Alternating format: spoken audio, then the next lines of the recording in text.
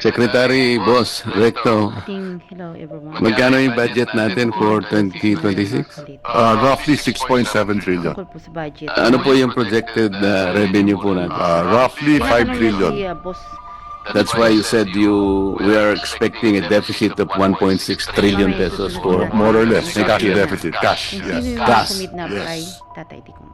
And that will mean 133 billion per month, Bas lalo na sa ating 4.4 billion per day, Yes. kung na uutangin natin. That is correct.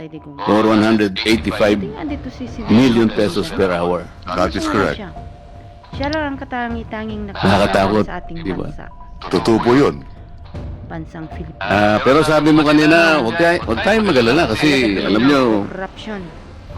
nasa ano pa naman ito manageable, sabi mo But kanina. for as long as we grow faster than the debt, if the economy grows faster than the debt, then we outgrow the debt and we pay down the debt. That is the problem. Ang masama, if the debt is growing faster than the economy. Yun nga eh. Happy version sir. po siya ni At ano na yung outstanding debt natin sa ngayon? Roughly 17 trillion. walang makadikit. 17 trillion, what is the debt to GDP ratio? 61% because the economy is roughly 28 trillion. But that's one benchmark. There's another benchmark in general government debt. Doon naman, mga 57% lang tayo. At katulad ng nabanggit ko kanina sa presentation ko, meron naman tayong upgrade sa ating mga rating agencies dahil nakikita nila na the economy is still growing faster than the rate of our debt. Virus. Kasi ang Mahalaga, we reduce the deficit over time. yung aking mga kaibigan na mga pessimists, sabi nila, alam mo, yung comfortable na ratio is 60%. Mga yan, mga utak.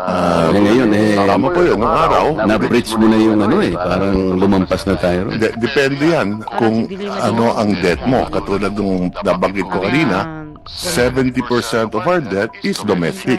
Hindi, 69% na sinabi mo kanina. Oh, 69, 70%. Roughly. Okay, roughly. 70%, yes. Kasi tinatandaan ko lahat ng sinasabi mo. Tama po yan. Tama po yan. Ganito 69% ang Okay. domestic. Ang sabi mo kanina, pumayapa tayo because, ang domestic natin ay 69%. At lahat naman ng yan ay napupunta na dagdag na kita ng ating mga kababayan. Utang natin sa ating sarili. Tama po yan. Yes, sir.